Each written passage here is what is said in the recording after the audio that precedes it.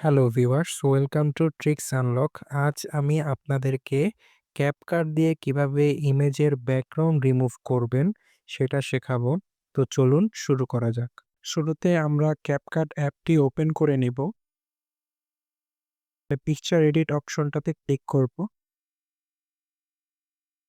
তারপরে আমরা যেই পিকচারটার ব্যাকগ্রাউন্ড রিমুভ করব সেই পিকচারটা সিলেক্ট করব। এই যে আমি পিকচারটা নিয়ে নিয়েছি।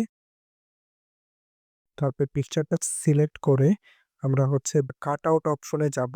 কাট আউট অপশনে গিয়ে এআই দিয়ে কাট আউট করে নিব। তারপরে আমরা এই যে ব্যাকগ্রাউন্ড এক ক্লিকে রিমুভ হয়ে গিয়েছে। তারপরে আমরা যেই ব্যাকগ্রাউন্ডটা এটার সাথে ইউজ করব, মানে যেই ব্যাকগ্রাউন্ডটা আমরা রিপ্লেস করব সেই ব্যাকগ্রাউন্ডটা নিয়ে নিব। আমি সেই ব্যাকগ্রাউন্ডটা নিয়ে নিয়েছি। তারপরে এখানে এটাকে প্লেস করব। প্রেস করে সেটাকে ব্যাকগ্রাউন্ডের মধ্যে দিয়ে দিব।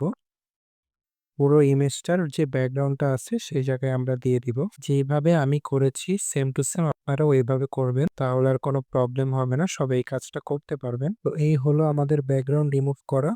এই যে খুব ইজিলি আমরা ব্যাকগ্রাউন্ডটা রিমুভ করে ফেলেছি, যেমনটা আপনারা দেখতে পাচ্ছেন। এখন আমরা এই ইমেজটাকে সেভ করে ফেলবো। যদি আপনাদের এই ভিডিওটি কোনো উপকারে আসে তো অবশ্যই আমার ভিডিওটিতে একটি লাইক করে দিবেন এবং কমেন্টে আপনাদের মতামত জানাবেন। ধন্যবাদ।